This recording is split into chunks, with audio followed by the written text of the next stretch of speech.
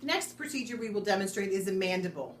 Again, you want to wipe the board prior to starting the procedure. Make sure the patient sees you wipe the board down. We're going to use a 10 by 12 lengthwise for our first image.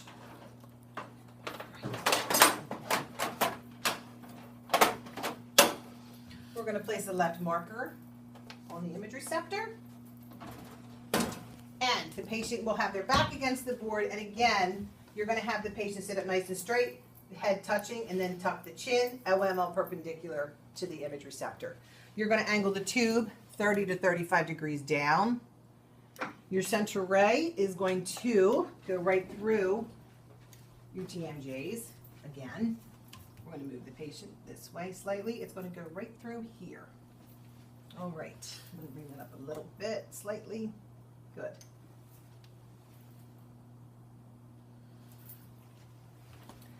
Next, I'm going to center up my bucky. I'm going to tell the patient I'm moving the bucky down so it doesn't hurt them. Always communicate with your patient what you're doing.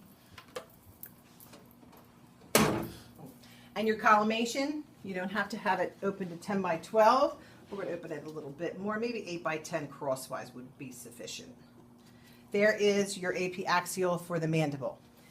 So the next position that we're going to do is the PA mandible. So we're going to have the patient flip around, okay, 10 by 12 again, lengthwise in the bucky. I'm going to place a right marker. I'm going to move the marker in slightly because I am going to have the collimate down to 8 by 10. Patient's nose and forehead is again on the board. Your image receptor, your tube is going to be straight, horizontal beam. I'm going to open to 8 by 10. Good. This time, your central ray is going to exit the level of the lips. So again, I'm going to use my line on the board and come down to the level of the lips. Then I will move my central ray down to center with the bucky. Good. Just like so. You can kind of see how it looks funny because it looks like it's coming in the back of the patient's neck, but because their nose and forehead are angled slightly, it'll come out so that the mandible is portrayed in the right position. The next image we will do is an axiolateral mandible.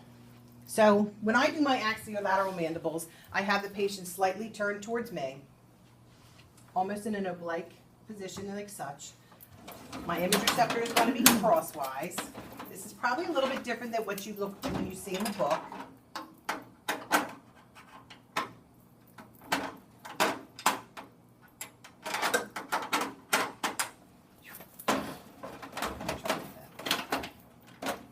I'm going to do the left one first. All right. So, the first one you want to do is you're going to have the patient's head tilted all the way into the board. If you can get your patient to tilt their head in approximately 25 degrees, you don't need to angle your tube because you're going to use your head as the angle. So the more they can angle in, you're going to bring the chin forward. Your central ray is going to enter the gonion right there. Okay, I'm going to move my board up so I'm centered. Like so. Always make sure that chin's forward.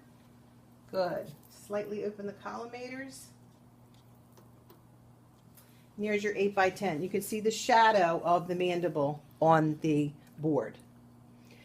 The next one I'll demonstrate is the patient's head just slightly tilted in, chin up. So I'm going to use about the head and the tube as an angle. So the head's about 10 degrees in. I'm going to angle my tube approximately 15 degrees cephalad.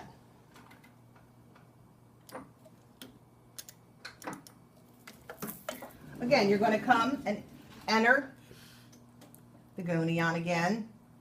Okay. I'm going to center my board. And again, bring that patient's chin forward. Good. So again, I'm using the different angles. I'm going to use the board and the patient's head to get that angle. The purpose of these images are to throw the body of the mandible off of one another.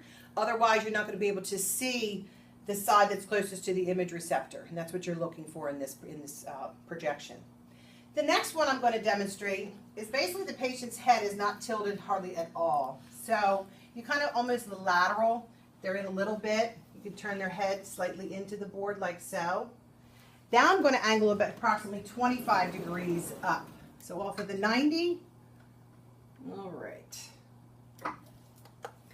Again, you're going to go to the angle of the mandible, the agonion. Good. Move the board up slightly. And again, you can see the shadow, you can see the shadow of the mandible on the board.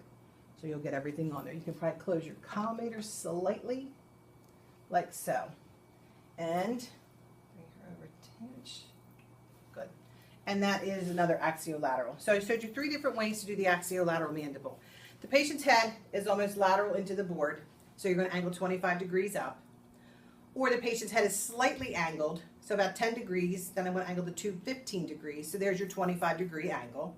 The next one is the patient's head is about 25 degrees in, so you don't need any angle, so you shoot straight. So there's 3 different ways to do a lateral axiolateral mandible. Then you would turn the patient and do the opposite side as well.